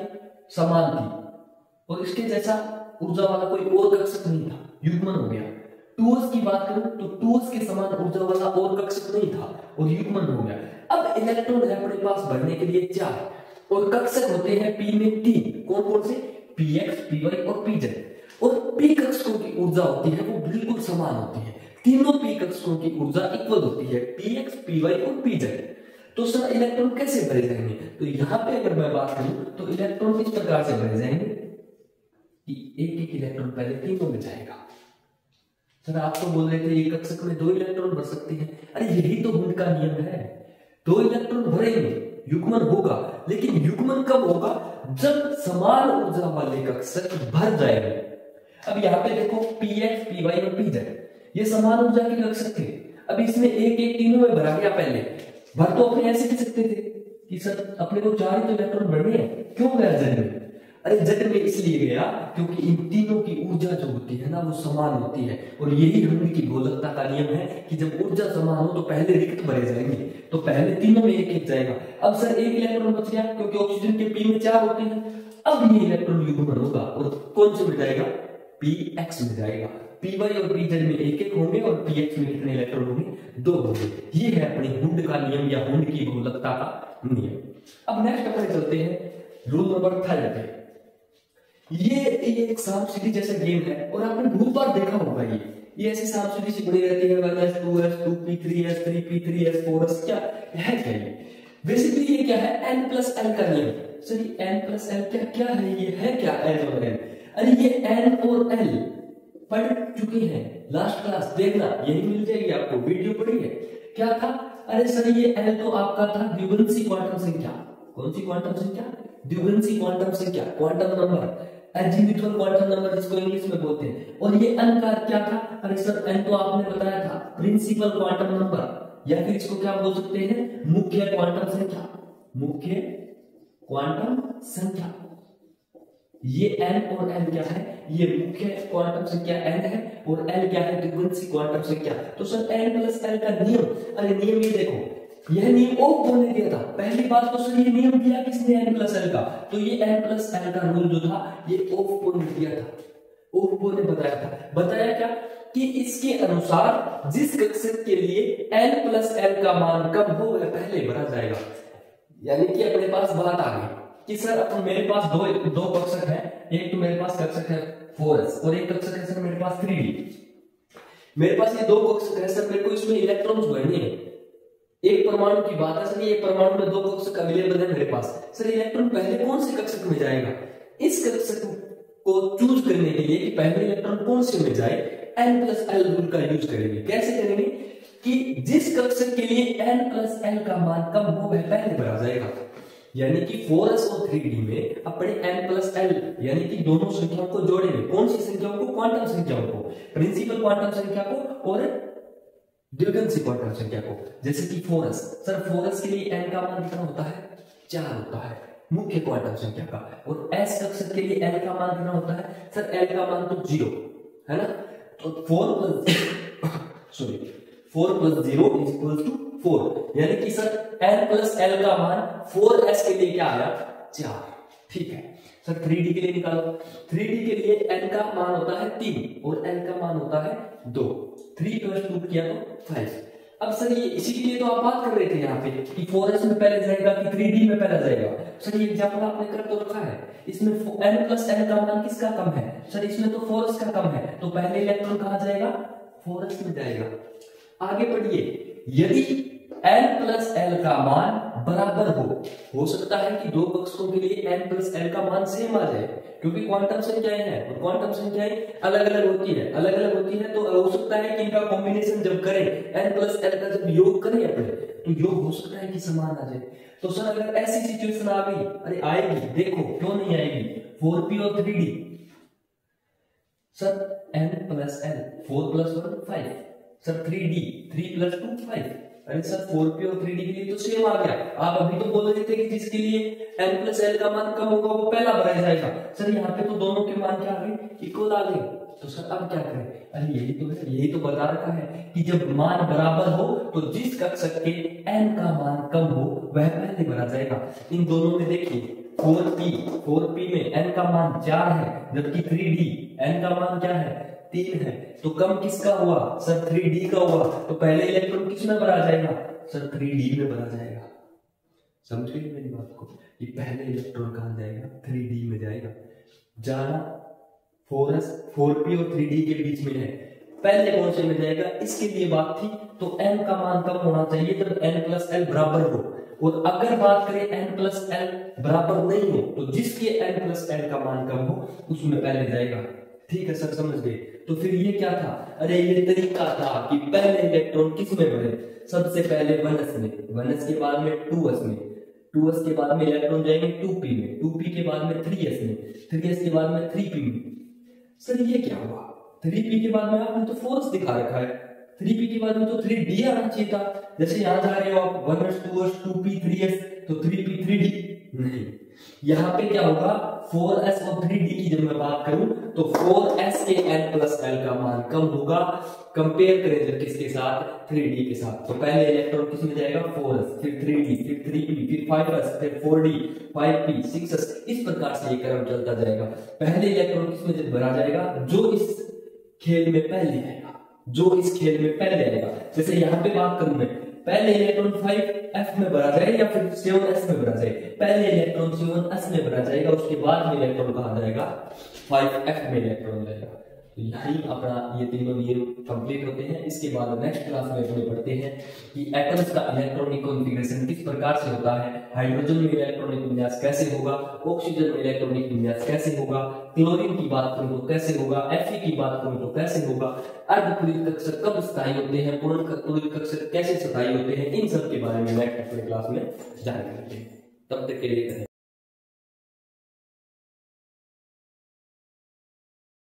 स्वागत है आपका एक बार फिर से केमिस्ट्री की इस क्लास में।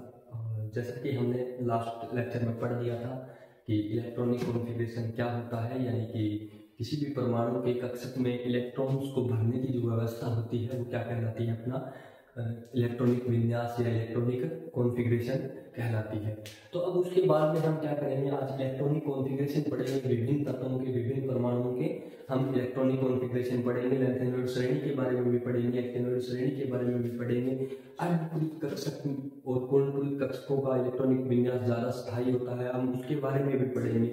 और हम पढ़ेंगे कि कैसे हाइड्रोजन में इलेक्ट्रॉन भरे जाएंगे और कैसे कार्बन के इलेक्ट्रॉन कक्षकों में भरे जाएंगे और कैसे उत्कृष्ट गैसों का विन्यास होता है, इन सब के बारे में आज हम जानकारी लेंगे। आज का हमारा मुख्य टॉपिक है इलेक्ट्रॉनिक विन्यास, तत्वों का इलेक्ट्रॉनिक विन्यास, कैसे इनमें इलेक्ट्रॉन्स बनेंगे। तो देखिए स्टार्ट करते हैं, अपने शुरू करते हैं आज के इस लेक्चर को। सबसे पहले मैं बात करूं हाइड्रोजन की। यहाँ से लेकर के यहाँ तक जितने भी तत्व पढ़ेंगे ध्यान रख लेना, जो पहले लिखा है वो एक तत्व का प्रतीक है और जो ब्रैकेट में, जो स्मॉल ब्रैकेट में जो लिखा हुआ है जो संख्या है वो क्या है, उसका परमाणु क्रमांक है। यानी कि ये तो प्रतीक चिन्ह है, जो पहले लिखा है वो प्रतीक चिन्ह है, और जो ब्रैकेट में है ये क्या है, एटॉमिक नंबर है, परमाणु क्रमांक है तत्वों का। और उसके आगे जो लिखा है वो इलेक्ट्रॉनिक विन्यास है, और उसके बाद में क्या है कि ये इलेक्ट्रॉन्स किस प्रकार से भरे गए हैं कक्षक में, उनको ब्लॉक्स बना के आरेख बना करके हमने दर्शाया है। तो सबसे पहले मैं बात करूं हाइड्रोजन की। सर हाइड्रोजन का परमाणु क्रमांक 1 होता है और हाइड्रोजन में उपस्थित इलेक्ट्रॉन भी 1 होते हैं। सर आपने कल बताया था कि सबसे पहले इलेक्ट्रॉन है वो s कक्षक में भरा जाएगा। तो s कक्षक की बात करो तो 1s1, यानी कि हाइड्रोजन में टोटल 1 ही इलेक्ट्रॉन है वो पहले कक्षक में भरा गया। 1s1 इसका क्या होगा, इलेक्ट्रॉनिक कॉन्फ़िगरेशन होगा, ठीक है। अब हाइड्रोजन के बाद में बात करूं, हाइड्रोजन के बाद में हीलियम आ गया, तो हीलियम में 1s2 हो जाएगा। हीलियम, हाइड्रोजन, हीलियम, लिथियम आ गया। लिथियम की बात करें तो लिथियम में 3 इलेक्ट्रॉन है, और लिथियम में क्या हो जाएगा सर 1s2 और 2s1 हो जाएगा, है ना। लिथियम के बाद में बेरिलियम की बात करेंगे तो बेरिलियम में क्या हो जाएगा, ये 1s2 और 2s2 हो जाएगा बेरिलियम में, ठीक है। तो इस प्रकार से ये चलते जाएंगे। अब मैं हाइड्रोजन के बाद में डायरेक्ट आता हूं कार्बन पे। कार्बन का सर एटॉमिक नंबर हमें पता है 6 होता है। कार्बन का परमाणु क्रमांक कौन बोल सकता है, बहुत ही फेमस चीज है ये कार्बन। हीरा भी इससे बनता है और कोयला भी कार्बन का ही बनता है, तो बहुत ही इंपॉर्टेंट रोल है। केमिस्ट्री अगर कार्बन नहीं होता तो केमिस्ट्री होती नहीं। पूरी की पूरी कार्बनिक केमिस्ट्री, ऑर्गेनिक केमिस्ट्री कार्बन पे निर्भर है, और इस कार्बन के बारे में हमको प्रत्येक चीज की पता होनी चाहिए। तो सबसे पहले इसकी बात कर लेते हैं कि सर कार्बन का परमाणु क्रमांक 6, कार्बन का परमाणु क्रमांक 6, यानी कि सर इसमें 6 इलेक्ट्रॉन होते हैं। सर 6 इलेक्ट्रॉन किस प्रकार से भरे जाएंगे, तो 1s2, 2s2 और 2p2 कि सर s कक्षक में 4 इलेक्ट्रॉन भरे जाएंगे, 2 इलेक्ट्रॉन 1s में, 2 2s में और 2 इलेक्ट्रॉन 2p में चले जाएंगे। सर 2p में इलेक्ट्रॉन कैसे भरेंगे, अरे 2p में इलेक्ट्रॉन इस प्रकार भरेंगे कि एक तो px में आएगा और एक py में आएगा। ऐसा नहीं होगा कि दोनों इलेक्ट्रॉन px में भर दें, अरे हो सकता था ना, अरे ऐसा हो सकता था ना, नहीं सर। क्यों नहीं हो सकता, क्योंकि हमने हुंड की बहुलकता का नियम लास्ट लेक्चर में पढ़ लिया था, और हुंड की बहुलकता का नियम क्या कहता है कि पहले कक्षकों में इलेक्ट्रॉन जितने भी समान ऊर्जा के कक्षक उपलब्ध है उनमें भरे जाएंगे, रिक्त कक्षकों में भरे जाएंगे, उसके बाद में इलेक्ट्रॉन्स का युग्मन होगा। अगर ये चीज नहीं समझ में आ रही है तो लास्ट लेक्चर पे जाओ, चेक करो, चैनल पे अवेलेबल है कि उसमें क्या बताया गया था कि हुंड की बहुलकता का नियम ये था कि इलेक्ट्रॉन्स पहले समान ऊर्जा वाले रिक्त कक्षकों में भरे जाएंगे, उसके बाद युग्मन होगा। यानी कि पहले px में 2 इलेक्ट्रॉन नहीं भर के px, py और pz में एक एक इलेक्ट्रॉन भरा जाएगा, और उसके बाद में इलेक्ट्रॉन का क्या होगा, युग्मन होगा। तो अब चलो सर युग्मन वाली बात पे आ जाओ आप। ऑक्सीजन, कार्बन के बाद में नाइट्रोजन आता है, कार्बन के बाद में डायरेक्ट ऑक्सीजन नहीं आता, लेकिन नाइट्रोजन का सेम ऐसे ही हो जाएगा। उसमें क्या होता है सर, 1s2 2s2 2p2 की जगह 2p3 कर दो, 2p3 कर देंगे, यानी pz में एक इलेक्ट्रॉन और आ जाएगा, ये नाइट्रोजन का इलेक्ट्रॉनिक विन्यास हो जाएगा। चलो ऑक्सीजन पे आते हैं डायरेक्ट। ऑक्सीजन सर परमाणु क्रमांक 8, अरे ऑक्सीजन O2, ऑक्सीजन परमाणु 2 मिलकर एक ऑक्सीजन अणु बनाते हैं, प्राणवायु जिसका हम श्वास लेते हैं जिससे, तो ऑक्सीजन का परमाणु क्रमांक 8 होता है। तो इसके 8 इलेक्ट्रॉन होते हैं, वो किस प्रकार से भरे जाएंगे इसके बारे में जानकारी लेते हैं। 1s2 2s2 2p4, यानी कि सर 2 इलेक्ट्रॉन s में भरेंगे। सर s की जिक्र छोड़ो, s समझ गए हम, आप ऊपर करवा चुके हो, s समझ गए, p पे चलो आप तो, चलो ठीक है, p पे आओ। अरे p पे क्या है कि p पे सर आपने 1 2 3 इलेक्ट्रॉन तो भर दिए, हमने बता दिया कि समान ऊर्जा वाले पहले भरे जाएंगे। अब इलेक्ट्रॉन क्या करेगा, युग्मन करेगा। युग्मन कैसे करेगा, अब px में एक इलेक्ट्रॉन और चला गया। सर ऑक्सीजन के बाद में आएगा, उसका कैसे करेंगे, अरे ऑक्सीजन के बाद में आएगा तो एक py में और चला जाएगा। सर ऑक्सीजन के बाद में फिर नियोन आ गया 10 नंबर पे, नियोन का कैसे करोगे, उत्कृष्ट गैस, अरे उत्कृष्ट गैस नियोन। सर नियोन का हम परमाणु ये इलेक्ट्रॉनिक विन्यास कैसे लिखेंगे, अरे नियोन का इलेक्ट्रॉनिक विन्यास 1s2 2s2 और 2p6 हो जाएगा। यानी कि सर इसमें इलेक्ट्रॉन्स का युग्मन होके ये 2p कक्षक पूरा भर जाएगा।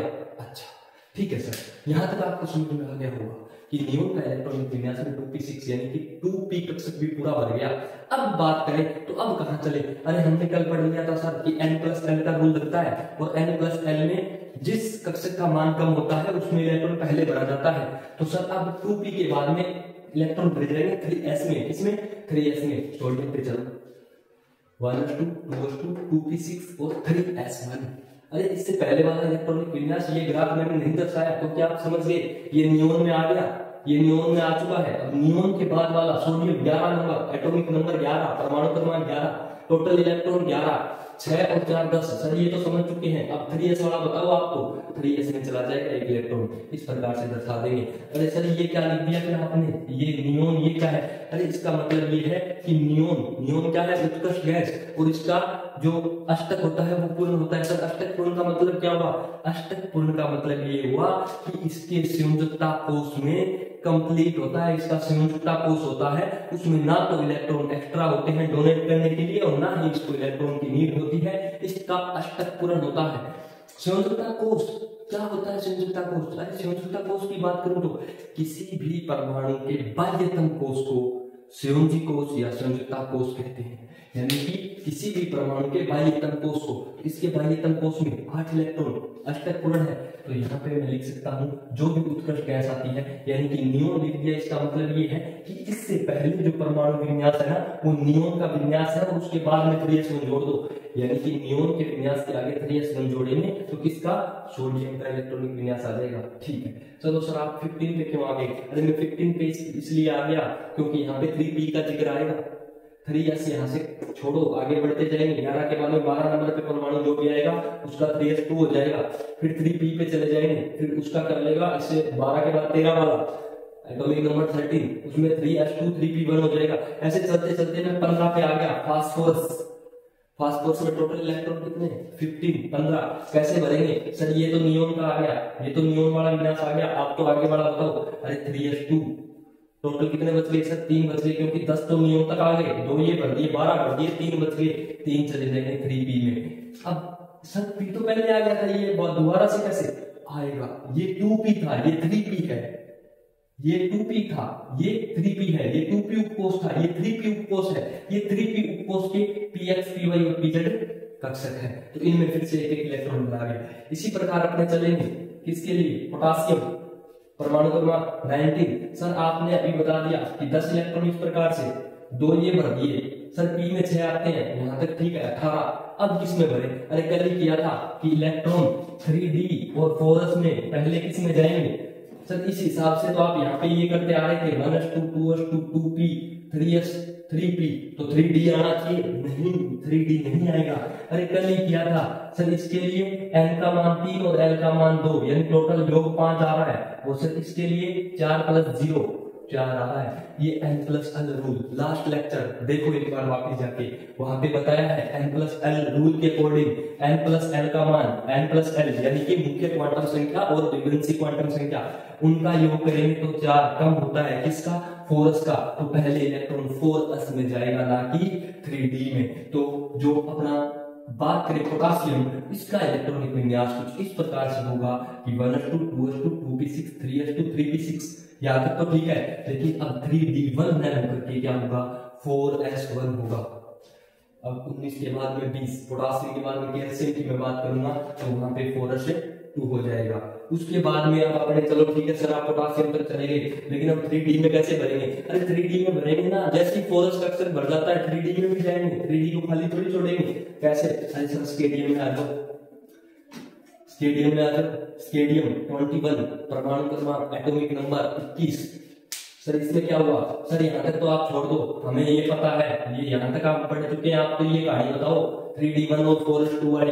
अरे ये इस प्रकार से होता है, लिखते 3d को पहले हैं, लिखते किसको है, 3d को पहले है, 3d1 4s2। सर ये कैसे हो गया, 3d2 4s1 करते, लेकिन ऐसे कैसे, d में दो ही थोड़ी आते हैं, d को कर देते आप पूरा, इसमें क्यों लिखते सर 3d3 कर दो, नहीं। अरे ये वाला रूल यही मैं बताना चाह रहा हूँ आपको कि पहले इलेक्ट्रॉन किसमें जाएगा, 4s में, 4s में 2 इलेक्ट्रॉन भर दिए, सर 4s कक्षक कंप्लीट हो गया, 4s ऑर्बिटल कंप्लीट हो गया। अब इसके बाद में इलेक्ट्रॉन कहाँ जाएंगे, अब इलेक्ट्रॉन 3d में जाएगा, तो 3d1 4s2 किसका इलेक्ट्रॉनिक कॉन्फ़िगरेशन, स्केडियम का। इस प्रकार से इसको दर्शा देंगे। डी में टोटल कितने कक्षक होते हैं, डी में टोटल 5 कक्षक होते हैं, कौन कौन से, dxy dyz dxz dx2 y2 और dz2। फिर इसमें क्या है, एक इलेक्ट्रॉन, फिर सर वही उनकी बहुलकता का नियम। अब धीरे धीरे पहले इन सब में एक एक भरेंगे और फिर इसका युग्मन करेंगे। डी में टोटल 10 इलेक्ट्रॉन आ सकते हैं, डी उपकोष में 10 इलेक्ट्रॉन आ सकते हैं, लेकिन एक डी कक्षक में हमेशा मैक्सिमम 2 इलेक्ट्रॉन आते हैं। अब इसके बाद में सर ये क्या लिख दिया आपने, ये क्या समझा रहे हो आप, ये क्या लाइन आ गई, अरे यही तो इम्पोर्टेंट है, यही तो पूरा का पूरा चक्कर है। एक तो ये समझ जाओ और एक ये समझ जाओ, लैंथेनोइड एक्टिनोइड खत्म, ये चीजें समझ गए अपने, खत्म है। चलो सबसे पहले इस पे गौर करते हैं कि आंशिक रूप से भरे हुए कक्षकों की तुलना में अर्धपूर्ण और पूर्ण सभी कक्षकों का स्थायित्व अधिक होता है। मतलब, अरे मतलब ये है कि जैसे कि मैं बात करूं डी कक्षक की, सर डी में टोटल इलेक्ट्रॉन 10 आते हैं, डी में टोटल 10 आते हैं। अरे डी में अगर 6 भरे हैं और एक डी में अगर 5 भरे हैं ना, तो ये स्थायित्व तो ज्यादा होगा, इलेक्ट्रॉन इसमें ज्यादा है लेकिन स्थायी ये ज्यादा होगा, क्योंकि इसमें समान ऊर्जा वाले सारे कक्षकों में एक एक इक्वलिटी आ गई। और अगर D9 की बात करूं और D10 की बात करूं ना, तो इसमें क्या होगा, अपना D10 ज्यादा स्थायी होगा क्योंकि वो कक्षक पूर्ण रूप से भरा गया। अच्छा, तो सर इसका मतलब क्या हुआ, अरे इसका मतलब ये हुआ, आओ ना क्रोमियम 24 पे आओ तो सही, देखो क्रोमियम का इलेक्ट्रॉनिक विन्यास गौर करो एक बार, 1s2 2s2 2p6 3s2 3p6, ठीक है, यहाँ तक कोई दिक्कत नहीं है सर हमें। अब आप तो आगे बताइए, अरे क्रोमियम 24, क्रोमियम गौर करो 24, सर ये 21 वाले का आपने ये लिखा था 3d1 4s2, सर 22 वाले का 3d2 4s2, सर 23 वाले के लिए 3d3 4s2, तो सर 24 वाले के लिए तो आप डायरेक्ट लिख देते हैं ना इलेक्ट्रॉनिक विन्यास कि 3d4 और 4s2। अरे यही तो बताना है, यही तो बताना है कि अर्धपूरित कक्षकों का स्थायित्व आंशिक पूरित कक्षकों से ज्यादा होता है। किस प्रकार से, यहाँ पे अगर मैं इसको ऐसे कर दूं कि 3d5 और 4s1, अरे एक इलेक्ट्रॉन s का इसमें डाल दें d में, तो ये भी हाफ फील्ड और ये भी हाफ फील्ड, यानी कि दोनों स्थायी हो गए क्या। अरे पहले सिर्फ s स्थायी था क्योंकि s कक्षक पूर्ण था, तो s स्थायी था अपना, लेकिन एक इलेक्ट्रॉन अगर मैं d में कर दूं तो d भी स्थायी हो जाएगा और s भी। अरे दोनों भाई एग्री राजी हो गए, बंटवारा कुछ इस प्रकार से हो जाए, अरे किसी के दो बेटे हैं और उसके पास संपत्ति है, करोड़ों में संपत्ति है, अब एक को कम दे दिया, एक को ज्यादा दे दिया, लड़ाई होगी, लाजमी सी बात है कि लड़ाई होगी। अरे क्यों ना दोनों भाइयों को इक्वल दे दिया जाए, अरे किसी को दिल्ली की प्रॉपर्टी दे दो, किसी को बॉम्बे की दे दो, दोनों को बराबर इक्वलिटी की प्रॉपर्टी दे दो, लड़ाई नहीं होगी ना। अरे डी में एक इलेक्ट्रॉन, कहने का मतलब क्या है कि एक डी को दे दो, एक एस को दे दो, दोनों स्थायी हो जाएंगे, स्टेबल हो जाएंगे, और दोनों स्टेबल हो जाएंगे तो इसका इलेक्ट्रॉनिक कॉन्फ़िगरेशन भी स्टेबल हो जाएगा, ये कंपाउंड भी, ये तत्व भी स्टेबल हो जाएगा। तो इसका electronic configuration 3d4 4s2, 3d4 4s2 ना होकर के 3d5 फोरस 1 होता है। ठीक है सर, समझ गए सर। इसके बाद में तो चलता जाएगा ना। आगे कौन सा सर, क्रोमियम के बाद में 25 की बात करूं तो मैं आगे वाले के लिए 3d5 फिर s पूर्ण हो गया। फिर उसके बाद में 26 वाले के लिए बात करें तो क्रोमियम के बाद मैग्नीज आ गया, मैग्नीज के बाद Fe। अरे Fe की बात करें तो Fe में कोई दिक्कत नहीं आएगी, Fe में कोई दिक्कत नहीं आएगी। 24 25 26 वाले के लिए वही सेम हो जाएगा क्या सर, 3d6 फोरस 2 हो जाएगा, इसमें कोई दिक्कत नहीं आएगी। अब अपने को पूर्ण वाला लगता नहीं लेना। फिर अब कब आएगी, अरे दिक्कत आएगी कॉपर। क्यों, क्योंकि कॉपर का इलेक्ट्रॉनिक विन्यास अकॉर्डिंग टू रूल, जैसे अपने ऊपर करते आ रहे हैं, अकॉर्डिंग टू रूल। गौर करिए यहाँ पे सर, ये होना चाहिए था 3d9 और फोरस 2 होना चाहिए था। करके देख लो, यही होगा, लेकिन ये नहीं होगा। क्यों नहीं होगा, अरे वही बात सर, पूर्ण पूरित कक्षकों का सहायता और अर्ध पूरित कक्षकों का सहायता आंशिक भरे हुए। अरे ये आंशिक भरा हुआ था जब 9 थे, 10 हो गए तो ये पूर्ण भर गया। तो सर ये तो पूर्ण भर गया, आपने एस को कर दिया नाराज। अरे एस नाराज नहीं हो रहा, ये देखो एस नाराज नहीं हो रहा। एस बोल रहा है मैं तो पूरा भरा हूं, तो भी 27 हूं, आधा भरा हूं। अरे टोटल 2 आते हैं, 1 हो जाएगा तो आधा भर गया।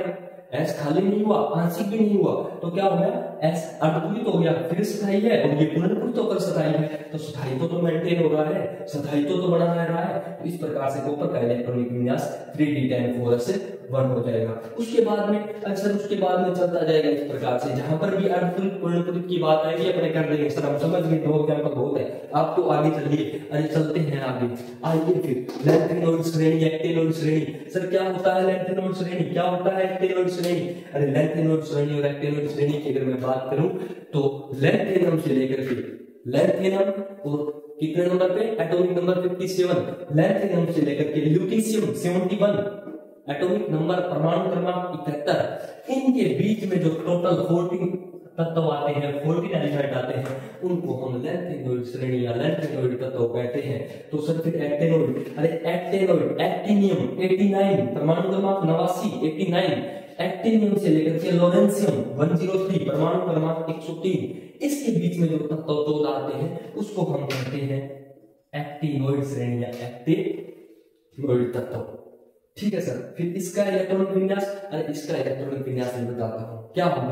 अरे यहाँ पर इलेक्ट्रॉन एफ कक्षक में चला जाएगा। कहां पर चला जाएगा, एफ कक्षक में चला जाएगा। सर एफ में कैसे जाएगा, ये देखो सर, ये क्या है, जीनोम। अरे जीनोम, एक्सटी जीनोम, इसका मतलब ये है कि इसका इलेक्ट्रॉनिक विन्यास, लैंथेनोइड्स का इलेक्ट्रॉनिक विन्यास कुछ इस प्रकार से होगा। ये सामान्य इलेक्ट्रॉनिक विन्यास है, ये फॉर्मूला है, ये लैंथेनोइड का कंप्लीट लैंथेनोइड श्रेणी का विन्यास होता है। ऐसा सामान्य इलेक्ट्रॉनिक विन्यास का फॉर्मूला है ये लैंथेनोइड श्रेणी का। इसके अलग अलग होते हैं, जैसे लैंथेनोइड की बात करूं 57 पे आएगा तो 4f1 5d0 और 6s2 हो जाएगा, है ना।